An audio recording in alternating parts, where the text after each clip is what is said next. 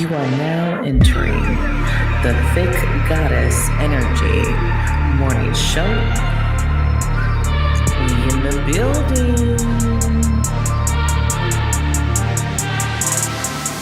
High priestess in the building, didn't let my fears kill me. Transmuted my pain in that cleanse in the rain. Found out I was working and I conquered my demons. I accepted my purpose and the goddess I became.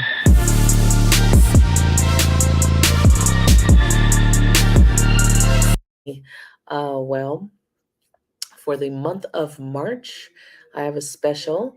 You can take 30% off all services right now if you use the code FreshStart222 at checkout. So, good morning, Daniel. Good morning, Betty, Melanie, Susan. Good morning. You can hear you? Okay, you can hear me. What is going on, everyone? Hopefully, everybody's chilling. Hopefully, you guys had a good day yesterday. You've missed me. I know, Sandra, I was like thinking about you. I've been doing a lot of counting from last year, and you're like all over my Cash App. And I was just like, I wonder how she's doing. I haven't seen her in a while. And look, boom, you pop up.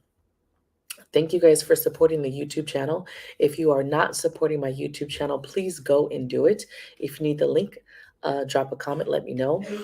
Good morning in Soul Tribe. I don't know who that is. It just says Facebook user. I am streaming on 4 platforms right now. So I'm on the Divine Moon Goddess Facebook page. Good morning, beautiful people. I am on the Divine Moon Goddess Healers and Readings.com official business page. Good morning, you lovely people. And I am in the Soul Tribe. If you don't know what the Soul Tribe is, you're missing out.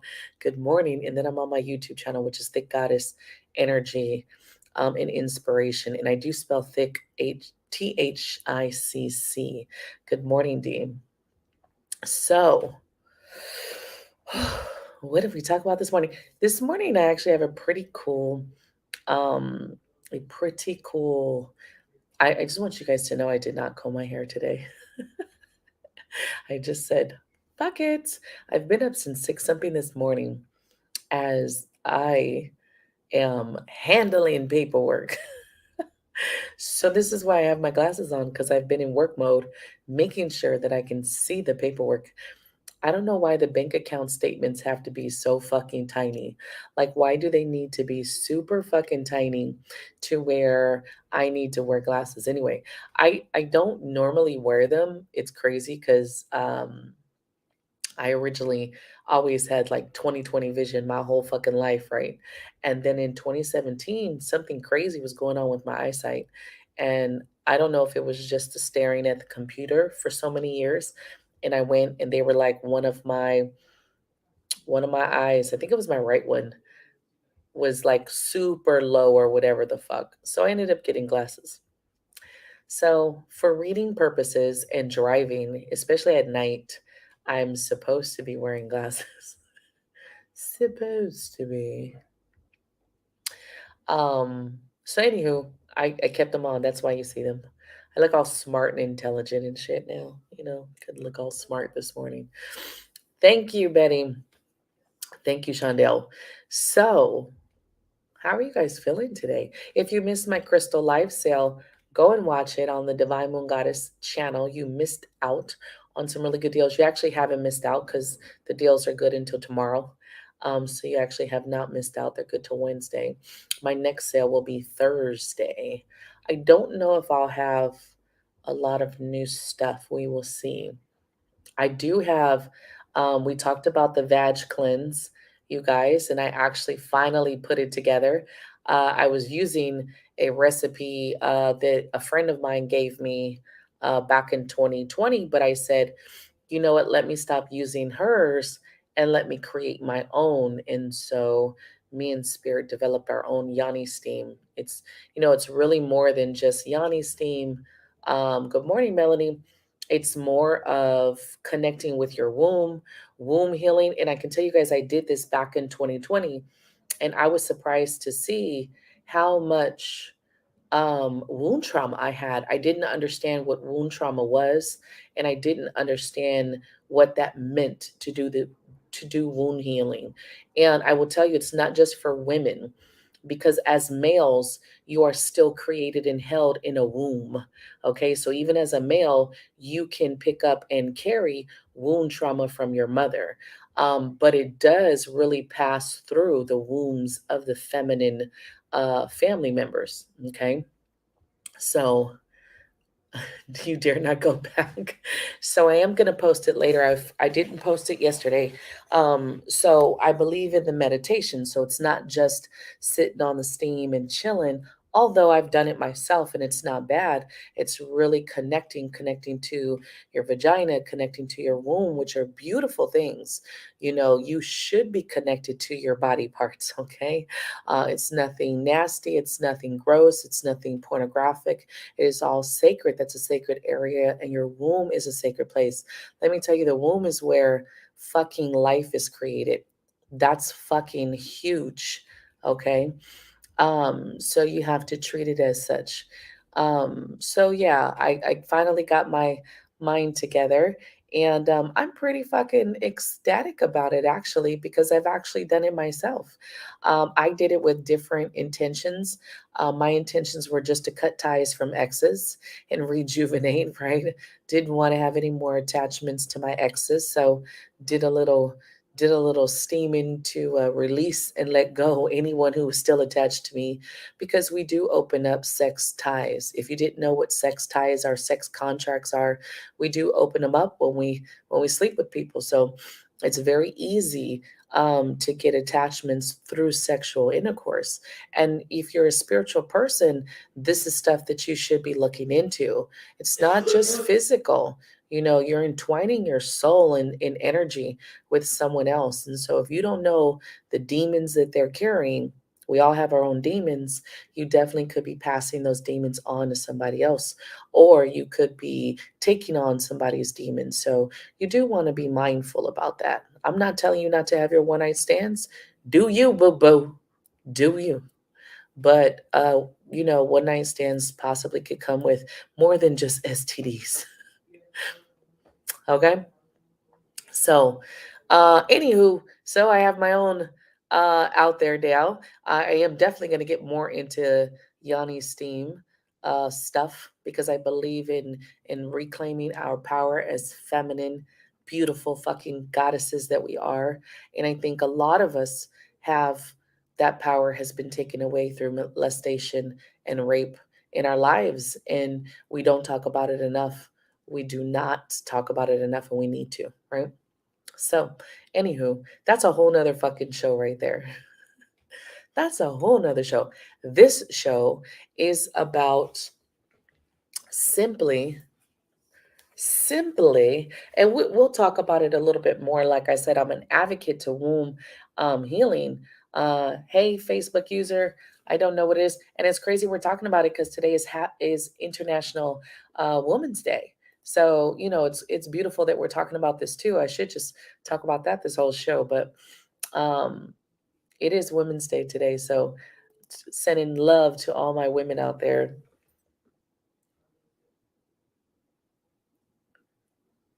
I did, D. I actually put it together on my sale, on Sunday sale. I actually sold my first kits. Um, so that was pretty cool. And I actually put it together yesterday. I was putting it together. You know how you have a thought and then you're just like, no, I need to fix that. And so I had to fix a couple things and then got it together yesterday. So I will be posting it so you can see what it looks like. Created my labels and packaging and all that good stuff. But again, I've done it myself. This is not something I'm selling that I have not done. I've actually done it myself. And it is refreshing. It is, especially if you do the meditation with it. If you do the meditation, um, it's a game changer. Okay, it actually sparked some creativity within me to create my own meditation for it. So I'm going to do that. So, anywho, good morning, Greta. Let's get back. All right. So, this morning, we could talk about this all day long. I'm all into healing. You guys know me in healing, but the womb is something that I've come across that has been one of my biggest traumas in this life, and I know a lot of you have experienced it too. So we are also carrying around a lot of our trauma from our the women of our lines. Generational shit. That's where generational, what they say, generational curses, generational trauma. A lot of it comes through the womb. We just don't realize it. All right. So today is triggers versus pet peeves. Big difference.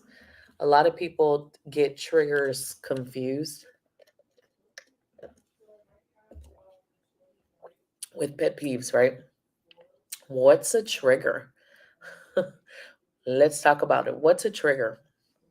So, when we're thinking about a trigger, when you're going through any type of healing, if you thought of an alcoholic, right? Let's say this alcoholic is out and about and they go to, I don't know, shit, they go anywhere. Let's say they go to fucking Chuck E. Cheese. I think Chuck E. Cheese has beer now. And let's say they go to lunch with a friend and that friend has like a cocktail, right? Or a wine or something.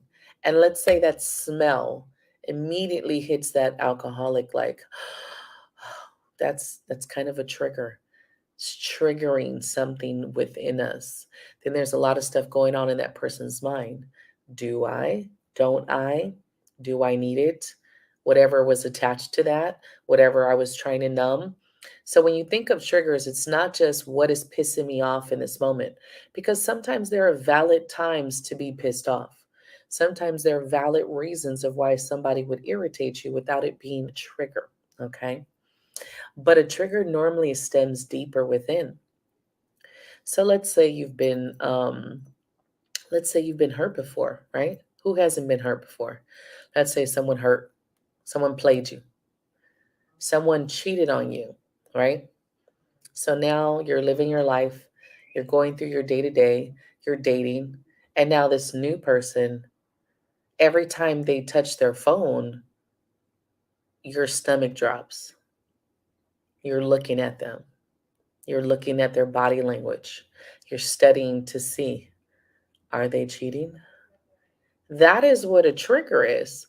It's not a pet peeve, it's a trigger because you haven't healed from the past. Triggers are unhealed shit within us. We're not done yet with it. So a trigger is letting you know I still got work to do. That is what a trigger is. Our triggers are not meant to be stuff to hurt us or harm us. It's to let us know subconsciously or unconsciously, however you want to look at it, from higher self or otherwise, that hey, you still have work to do in this particular situation. You can't be around closed closet doors. Yeah, it brings up a memory from the past. And that's what triggers are. Because this person didn't do anything to you, right? Not yet, but you're already looking at them as if they did. You're already scared that this person is most likely doing what the last person did. I'll say it. I lost my first child. So when I had my second child, that was a trigger. Oh, Jesus, that was a trigger. No matter how much I wanted her, it was a fucking trigger. I was scared. I was fucking fearful. It triggered me left and right. I couldn't sleep. So death is also a trigger. If you don't work through it, and of course, I tell you guys all the time, I never got any type of real help after the first death. So there was no real fucking help, and there was no real counseling or anything like that. So you will get triggered. Death always triggers me to just fall all the way apart, and there's nowhere to run. I can't shake this. Death is a big trigger for many people.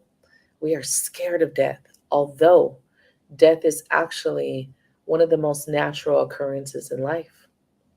But we're not taught this. And I think I've done a show on death. Maybe not. We might need to do one on death. Honestly, I don't think we have. I know we've talked about it here or there because death is actually natural. As soon as you are born, you're going to die. You just don't know when and where. And you're not promised to live 100 years. None of us are. That's what I was taught with my first child. She lived 3 weeks. What I know now, would I take it back? No. I wouldn't. I'd still have her. I still would go through that 9 months of pregnancy. I would still go through the bonding, and I would still go through the moment of birthing her and having her, because it was a fucking awesome and beautiful moment, as scary as it is. So when you're thinking of these triggers are letting you know, hey, there's something still unhealed within me. You got to ask yourself what scares you about death other than losing people, other than that, because we know that death is going to come. We know that we're going to lose our family at some point in time. These are people, our friends and our family, they will go, whether it is accidental, whether it is illness, whether it is just their time and they're older. That's the reality of life. But we live in a delusion of thinking that people are going to live forever. So you got to ask yourself, what is the trigger around that death? What is it that you're truly so afraid of? What is it deep inside? Because sometimes it's past life. I've seen in the past life where I've been killed. So there's a fear of loss from past life also.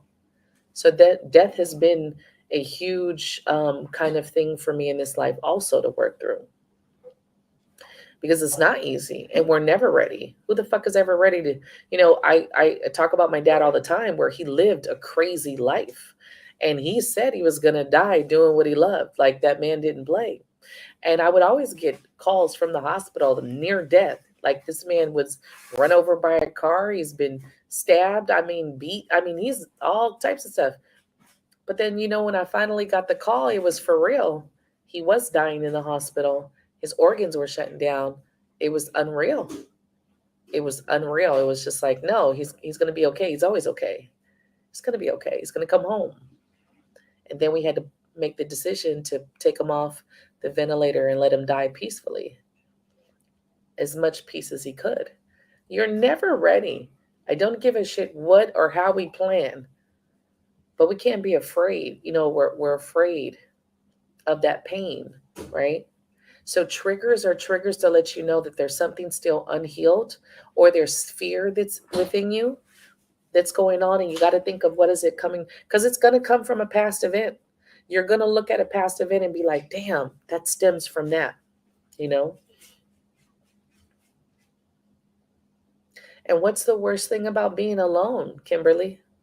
We all go through this. Nobody wants to really be alone, even though I've been actually really good at being a single person, alone. And I can do it. I can be alone. I'm a loner.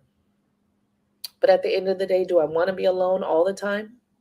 No, no. What's the worst thing about being alone? No, Alina, this is the morning show, boo. This is not free reading show. It's the morning show. So when you're working through all of this, when you have this trigger, good morning, Sakori. When you are, let's say, you're doing your thing, and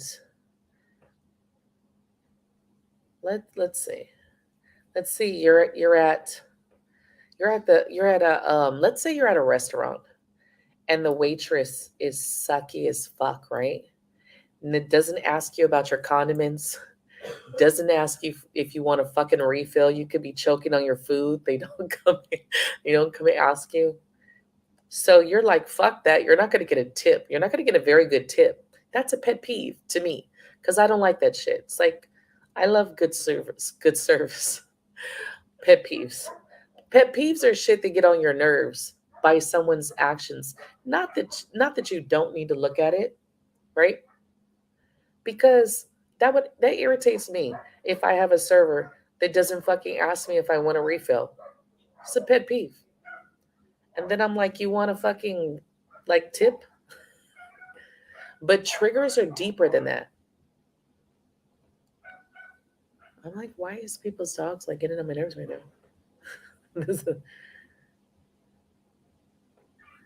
No love. And what about that, when you think about that no love, being alone, there's no love. When there's love around you all the time.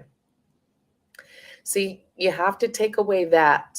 That's a pre-program. Somewhere in your life, you have programmed yourself to believe that being alone, there's no love around you. And there's always love around you. There's always love in your life, whether you are alone or got a million people.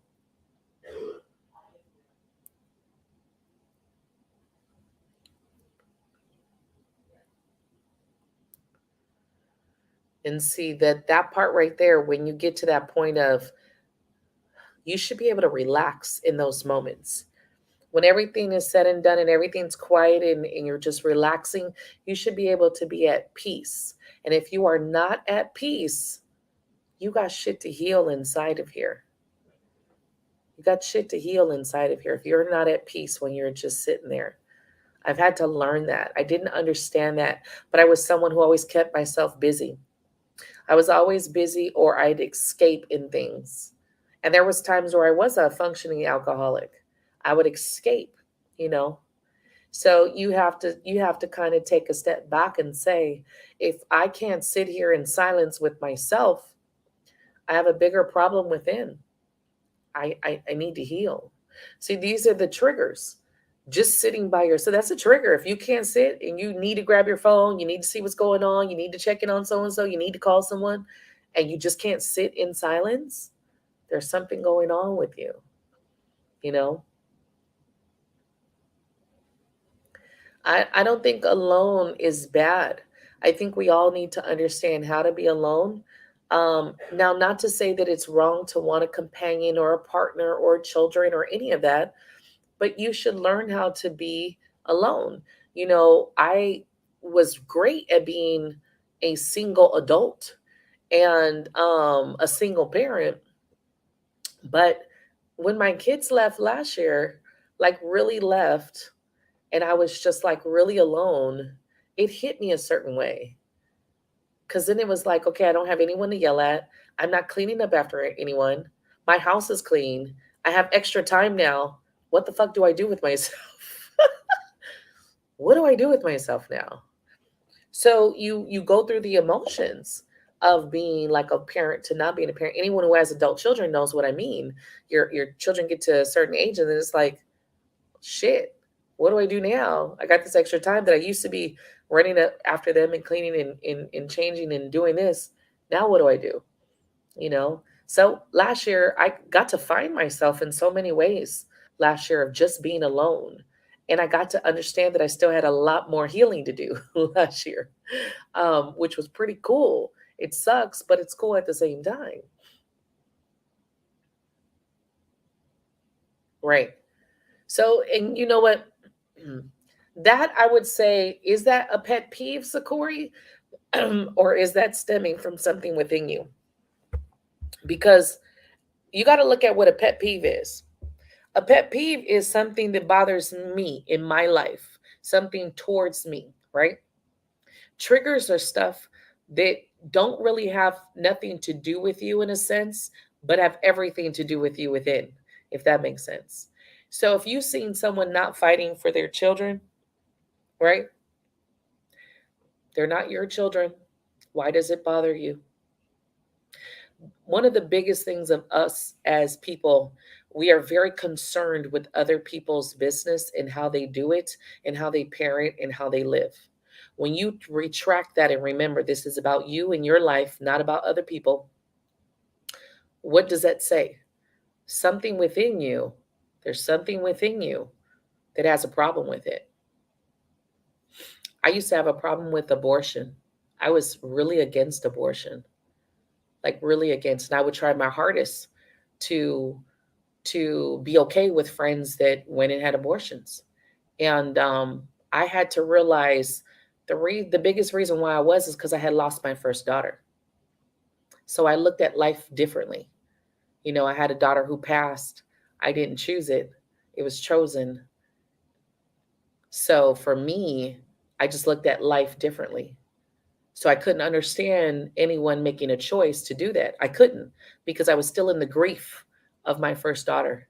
I was still in the grief of loss. So I couldn't understand that. Very hard to be a good friend and understand and be understanding and try not to judge someone when you're still healing within about situations. So when you look at the situation, you got to understand why Why you feel, because it's not a pet peeve. Somebody else's life, whether or not they get an abortion or not, has nothing to do with me at those times. You know, I still am not for it, but I had to understand why I was so angry with people for their choices. It was because I lost. I lost a child. So for me, life is different. I just see shit differently when it comes to that, right?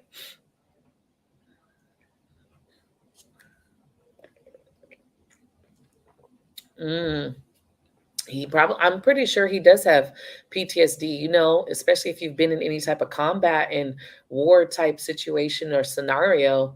I'm sure a lot of fears that go without that. The good thing about it is, I do think with hypnosis is tremendous to working through your past traumas.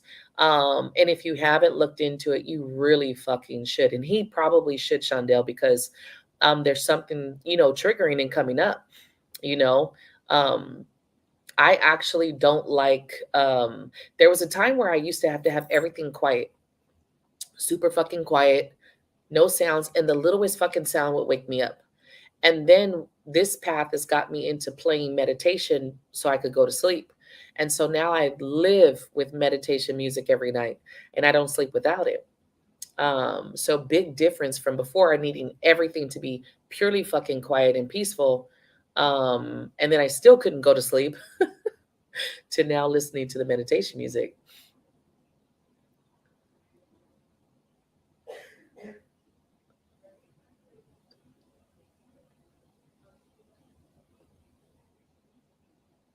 Right, right. Being alone and feeling lonely are two biggest different things, right? Um, you can many people are used to- Exactly. You definitely could be around a lot of other people and still feel so alone. So it's definitely within, right? Those are triggers. Those are triggers, triggering you to look within and say, why am I mad at someone else? I can tell you there's 100 things, especially when it comes to kids. And I would just, it all boils down to losing my first daughter. I would look at people and I'd be like, man, you're a shitty mom. You're a shitty fucking mom. Why do you get to have a kid? I would say shit like that. Horrible. Because it has nothing to do with me. Um, but it would fucking hurt. It would hurt to see how many shitty moms, are raising kids, and my daughter was gone.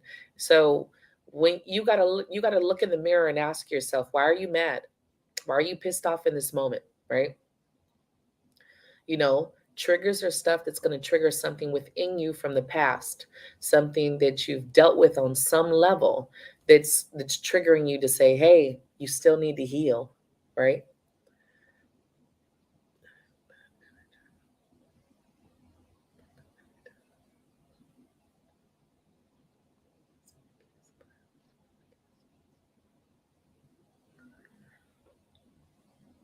You got to ask yourself, why do you feel like you did something wrong?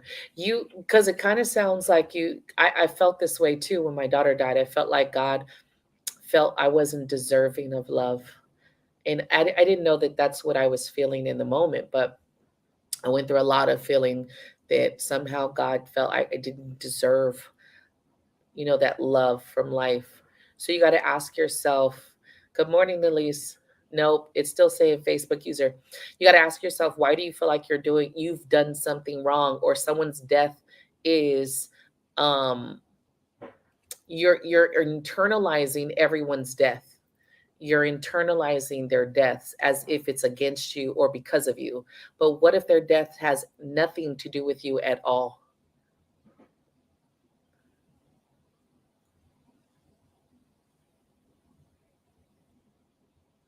Yeah.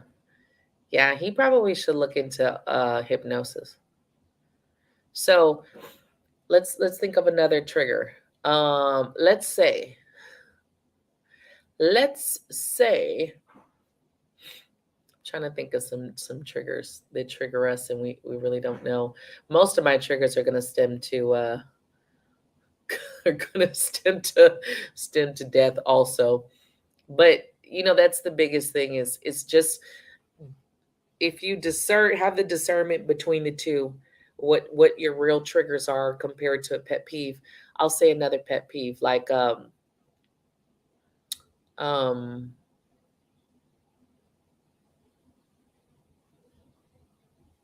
let's say I go get my car detailed and I spend a couple hundred.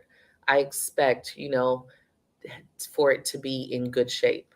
So if they don't do what they need to do, I'm gonna be pissed off. I'm a big I have most of my pet peeves are in the service industry. Just like if I fucking get a hotel room and the fucking covers look dirty or fucking ripped or some shit, I'm gonna be fucking pissed. I have a big pet peeve when it comes to the service industry. That's probably all my pet peeves are in the service industry. I do have pet peeves when it comes to clutter. I cannot deal with clutter. I start to feel like I can't focus. My OCD starts to kick in. I do have a lot of pet peeves. Someone not making my cup. I'm telling you, service industry. That's probably all my pet peeves. But that's because it affects my happy place.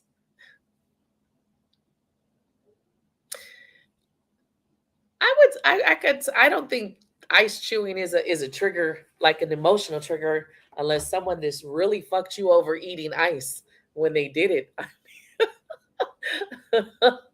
Unless that person just really fucking chewed ice and fucked you over, I don't really feel like that would be a trigger.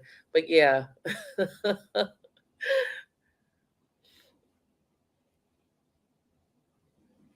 Right, right. You know what? I will say I do have a pet peeve when people throw trash on the floor outside and like the trash can is like a few steps away from them. And it would be like, really? Your lazy ass can't just go fucking take it over there? Like, really? Um, so that's a pet peeve, right? Because you feel like that's not a trigger that, oh, anything like that. That's a pet peeve.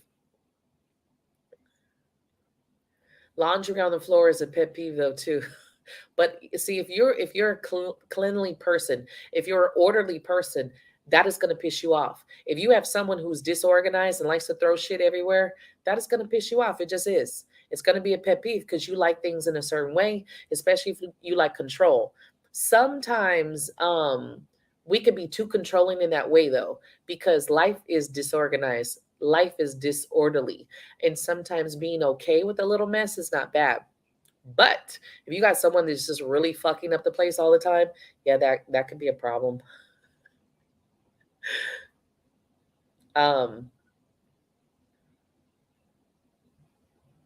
loud ass shoe. Hey Evelyn, thank you.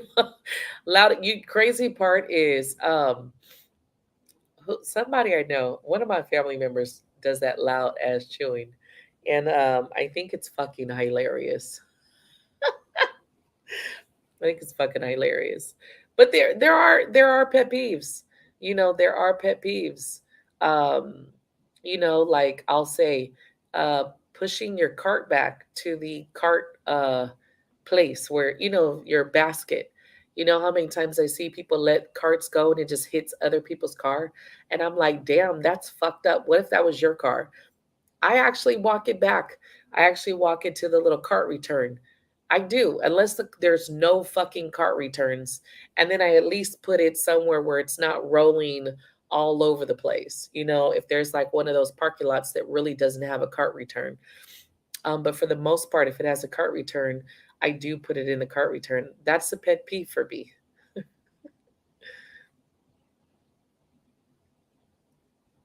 Right. Right. I had my daughter's father used to throw trash out of the car window, and that used to drive me crazy because I was like, why can't you just save it until you get home and throw it in the trash or have a trash bag in here for your fucking trash? Like it literally used to drive me crazy. But triggers are deeper. Triggers are deeper. Um, I used to have a trigger when it came to conflict, and I was scared of conflict because of my childhood, seeing my parents fight all the time and the fighting, like actually arguing to fist fighting.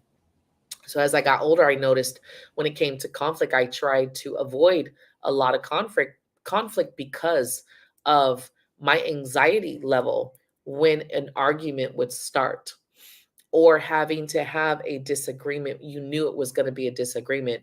My anxiety would go through the fucking roof because that was a trigger of the unhealed shit from when I was a kid. So someone yelling in your face, hell yeah. If there's a point in time where that happened, then it would trigger you. I do have personal boundaries like that where no, someone coming too close would trigger me because my mom used to do that and it would aggravate the fuck out of me. Um, right, right. I mean, I don't do any arguing these days. I kind of feel like it's pointless. But not too long ago, I would say about 10 years ago, I think was my last like argument with anybody. And that year I made a choice to just leave people alone. But I did have triggers. I didn't like I still don't like conflict. I still don't like conflict. I think if we can not have a conflict and we can just agree to disagree or talk it out, I think that's a better, more mature aspect versus having like a yelling match or screaming match or fucking, going through those. Cause that used to bring my level of anxiety up like huge. But those are triggers letting you know that there's unhealed shit. And that shit stems from my childhood.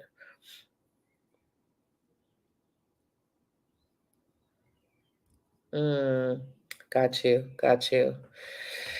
I've never been in the physically abusive relationship, but me and my daughter's father, we were very verbally abusive to each other. I can't say it was just him. We would say some mean shit. Um, we would get into arguments and say some mean shit, but that's what I knew. I grew up with a mom that said some mean shit to not only myself, to my father. So that's how I was raised. The pre-program of that shit is real. We don't realize it because we think it's normal. But as you get older and you work through it, you kind of understand that there's just things you don't say to the people that you love. There's things that you just don't do to the people that you love, but that's working through all of that. So know your triggers. Get to know what is a trigger and what is just a pet peeve.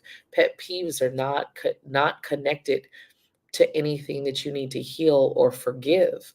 Pet peeves are just these small things that irritate you based on your personality or the things that you like or don't like, someone's attitude. I don't like people that, I don't really go out to eat anymore, but when I used to go through drive-throughs and I would be there 2 seconds and they're like, "Are you ready to order?" And I'd be like, "No, give me a few minutes." And it's literally like 5 seconds later, "Are you ready to order?" No, I said, "Give me a couple minutes." And then like a few seconds later, they're like, "So are you ready yet?" No, I'm still looking at the fucking menu. But thanks for asking me every 3 seconds. That is a pet peeve for me. That would fucking irritate me. Like, I know you guys are watching the clock because I used to work in fast food. My first jobs were in fast food. I know that they're watching the clock trying to get me out of fucking drive through. You don't give a shit what I'm ordering. You just want me to fucking get out of your drive through. So that's a pet peeve for me that I'm a number and not a customer. So know what your pet peeves are, you know, considered and what is a trigger.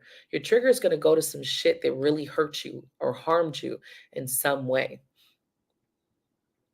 It depends on the disrespect. Like, I don't look at me not tolerating disrespect as a pet peeve. I don't even consider that as a pet peeve. I feel like that's a no-brainer. I feel like if you want respect, give respect. Like, that's how I feel. I'm a big person on respect because I was raised in a family that was disrespectful to each other. We did not have respect for each other. So when I got older, I was the black sheep where I didn't feel like just because you're an elder, I was going to respect you. I felt like you're an elder, respect me, and I respect you back. And if you don't, well, then don't think I'm going to respect you. And I raised my child the same, where, people are going to give you respect and you respect them back. But if you have an adult, I don't give a fuck if it's an adult. If they're disrespecting you, you have a voice to speak up because I never wanted her not to be able to use her voice to say what she needed to say. I wanted her to be able to express herself in that way, you know, because we were always told to shut up, and the elders were right. And no, the elders are not always right. Sometimes they're full of shit. So for me, disrespect is a no-brainer. To me, that's not a pet peeve. I don't do disrespect. I feel like if you get to the point where you disrespect me and you feel like that's what you need to do, then we're not family and we're not friends. Because if you're my family or you're my friend, even on an acquaintance or an employee boss level, if you don't have respect for me, I don't want to deal with you. And that's how I've been in my adult years. I've cut off some very long relationships with people, family included, from being disrespectful. I just won't tolerate it. I just won't do it. But that's not a pet peeve for me. I just feel like you got to have boundaries in your life.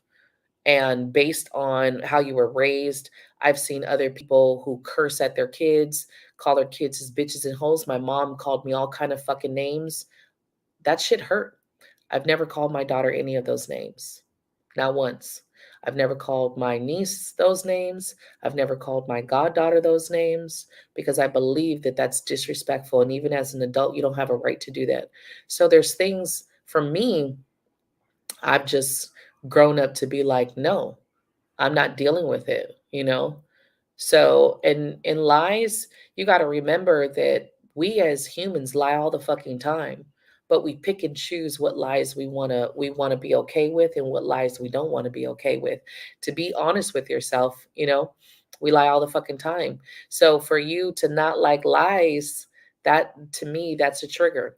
Lies go deeper than what we think. If you're lying to your bill company, you're lying and you're showing your kids to lie, right?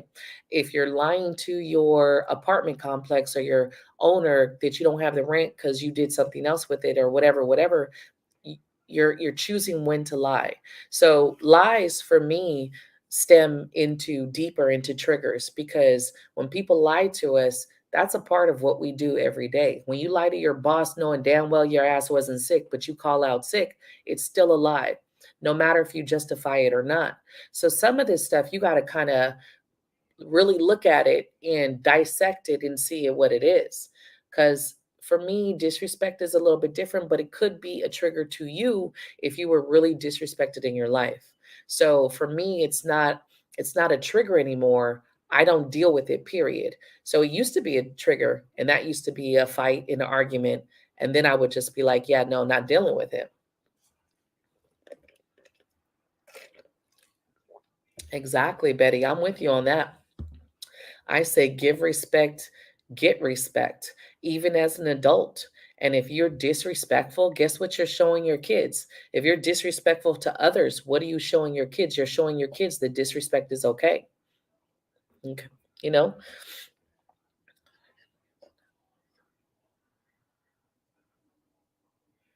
Yeah, I do too. I stick up for my daughter in that sense because I'm like, no, she doesn't have to just bow down because you're an older person. What if she doesn't agree, she has her own perspective. And it's crazy because I was never spiritual in that way, but I always believed that she had a voice, and it's because my voice was taken as a child. I never got to express how I felt in any fucking thing.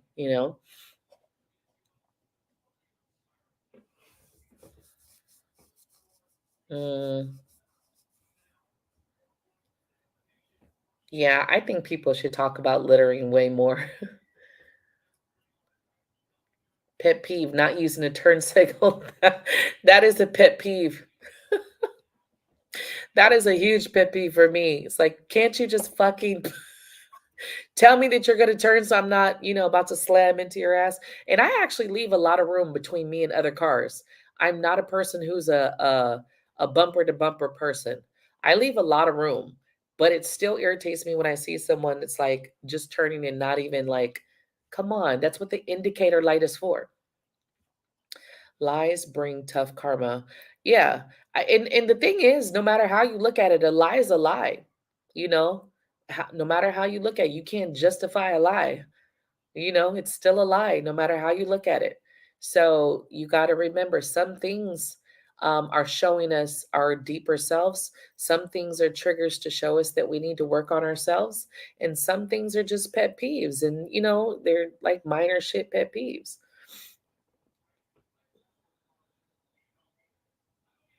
Exactly, exactly. Kids are so observant, all right? They are really observant. And we don't realize how observant they are, but they are seeing everything and they're learning from us and their surroundings. And that's huge. Kids don't pop out. Now, I'm not going to say that because there's a few little demon seeds that have been popped out that are fucking horrible. Let's just be real. As soon as your child starts murdering animals, you might want to take that motherfucker out. like, I don't know. I think I would take that karma. Hell no. Um, but everything else they pretty much learn from us. They learn how to treat animals, they learn how to treat other human beings by watching the adults around them. And if the adults around the children are mean and rude, disrespectful, guess what? Your child is not going to have that love for life. Not really, you know? Yeah, you can't get nowhere with me being disrespectful. That shit ain't gonna work. I'm gonna shut that shit down and I'm gonna be like, all right, nice to know you. Because the thing about it is, when it comes to respect and disrespect, I believe I know my worth. So if you don't, you will feel my absence in that aspect. And that's how I've always been. Not always been, but when I got to my 30s, when I got to my 30s, I was just like, yeah, not doing it. Not doing it.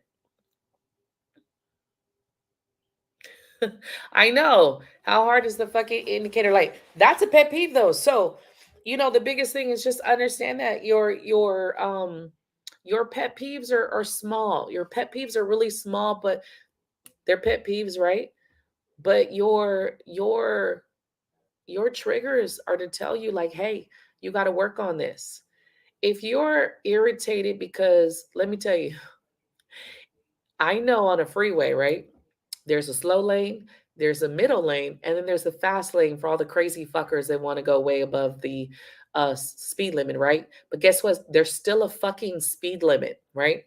So the people who get pissed off and mad because somebody is doing 75 in a 75 on the fast lane, you need to check within yourself what's going on. Are you the person who's constantly fucking late every morning? That's your shit. That's something that you need to work through because that person who's doing the speed limit in the fast lane is doing nothing to you. And they don't need to get out of your way to fucking so you could get to work faster. There's some things that you got to look at, okay? I actually slow down for people because they're honking and fucking flashing their lights at me and fucking up my ass. I will slow down and do the speed limit just to fucking piss people off.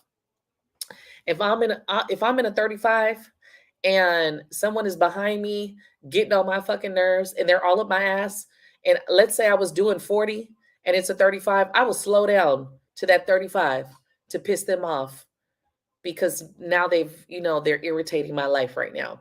Because I feel like when you do that, what does that say about you? You expect people to move out your fucking way like if the world revolves around you, and it doesn't.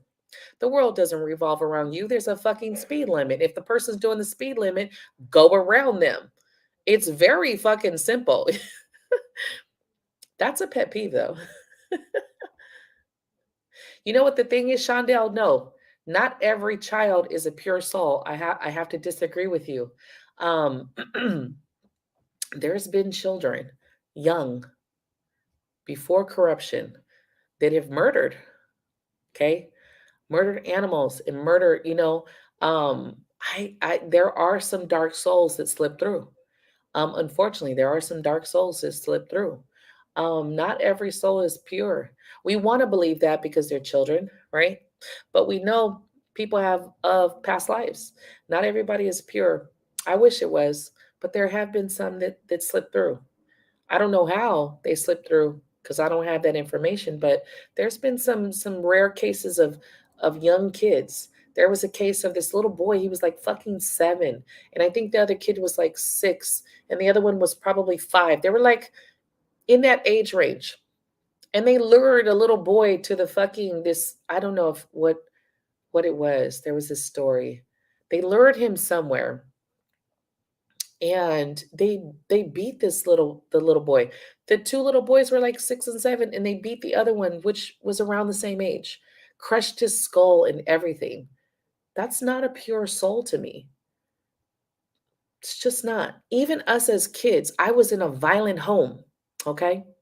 Violent ass home where I mean I was like 4 and my parents were scrapping. I remember where my mom had a knife in her hand and my dad all bloody and shit because they're fucking fighting and shit. And we're just sitting there screaming and shit, you know? Even in that home, I still was not fucking beating people. You know what I mean? I still was not beating animals. I loved animals. So I don't think every person is pure. I don't.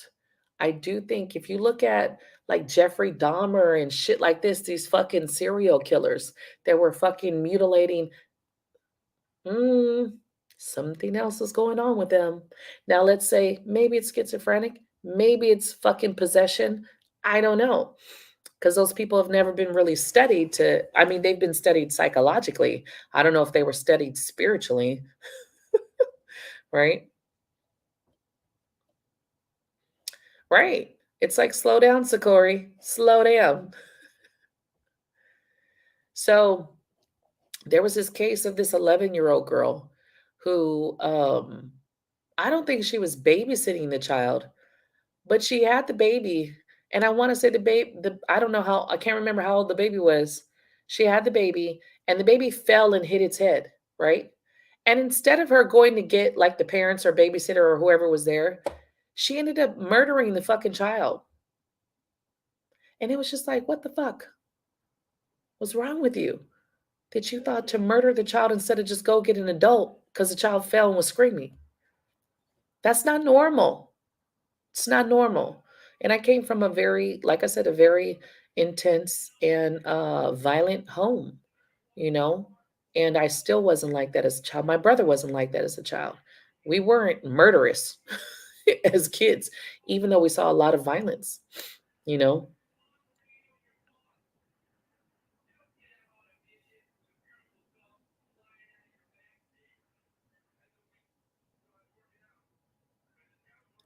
Oh, wow. You know what? It's good that you took him back up there and made him go and apologize because kids do stupid things. I'm not going to say that kids don't make these mistakes because they don't think, you know. I'm not going to say that they don't do that, but there's a big difference from pure souls and not so nice. I also think that a lot of remember we come back for all these kind of different reasons, right? We have chances. I really feel like God gives us chances to come back, to do better. But I think some people don't. Some people are just fucked up. Their soul is gone in the darkness and it takes a hold of them. And so no matter how many times they come back, it just gets worse. And that's the Charles Mansons and the people like that. Okay. Um, I feel like unfortunately those people they've already kind of gave in to the darkness and not the light.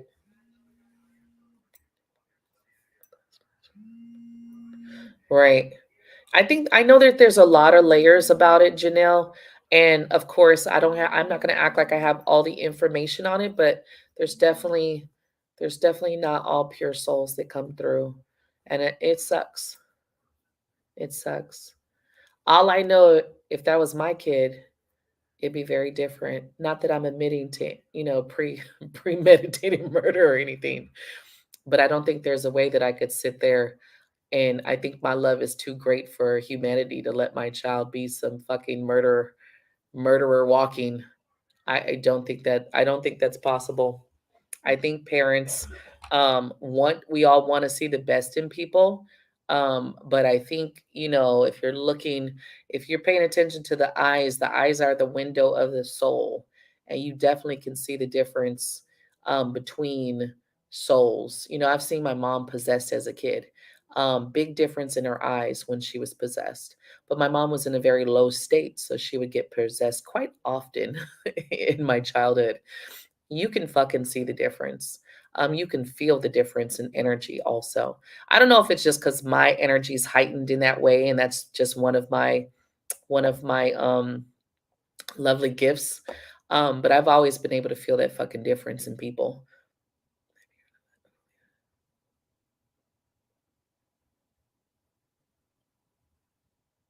That's sad. No, I don't think I heard about that one. So we kind of digressed. Let's to go back to um the fact of get to know your triggers, you guys.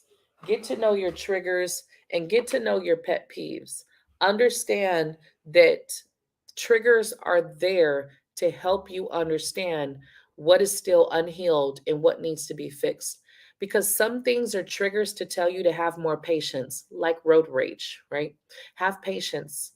Sometimes, there's waiting in a long line. You ever been late? You're already fucking late. You're getting in the line. You're huffing and puffing because just today you're already late. And now the little old lady's in the front with all her fucking coupons, and you just need to get out this fucking line. Sometimes what we think is pet peeve sometimes is a trigger to tell us to calm down, to be patient, to have more compassion for others.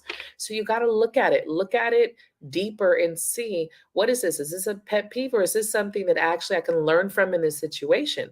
Can I learn from this experience? Can I be a little bit more loving or compassionate in this situation? Can I be a little bit more patient? Can I be a little bit more understanding in this situation? Am I doing too much right now? I mean, there's a lot of them. We've seen them.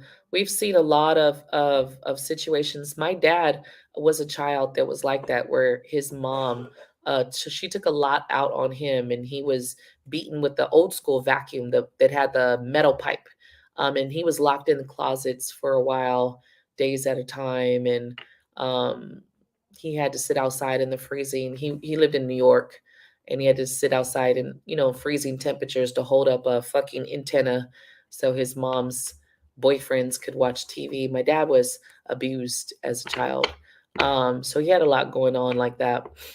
But my dad was never abusive to myself or my brother or animals. He actually was very loving to us in that way. Like, he never hit us. Him and my mom, man, them motherfuckers used to go at it. But my dad never hit us like that. The eyes, Sakori, it's all in the eyes, boo. Start looking at people in their eyes. You will feel it. You will feel it.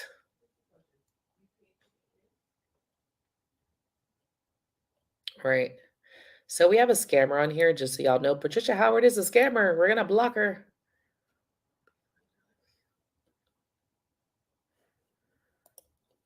Right. Being left out. Why do you feel like being left out? What's the problem with being left out? That you're not what? What is the you gotta those are things that you gotta ask yourself, right? All right.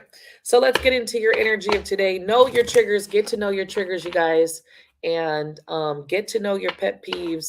But biggest thing I want you to get to know is your triggers, so you can work on them, so you can work through them, and so that you can heal. Healing is on so many different levels. Healing is just not about all the traumas. Sometimes healing is our behavior. Deprogramming ourselves and reprogramming with better ways of doing things, right? Right. Uh-huh. Yeah. There was a time where I couldn't even look at myself in the eyes. I could look at my hair, I could look at everything else, but I could not look at myself for too long in the mirror. And I used to be like, why am I so afraid to look at myself? And this is the beginning of my healing path. And I realized that I could not look at myself in the eyes. And it was because I had so much pain and anguish in my eyes. Now I could look at myself with no problem. But it took me a long time to get there, like probably a year to get there, where I could actually just sit and look at myself in the eyes and not feel the burden of all the past and fucking soul trauma and shit. Like, damn,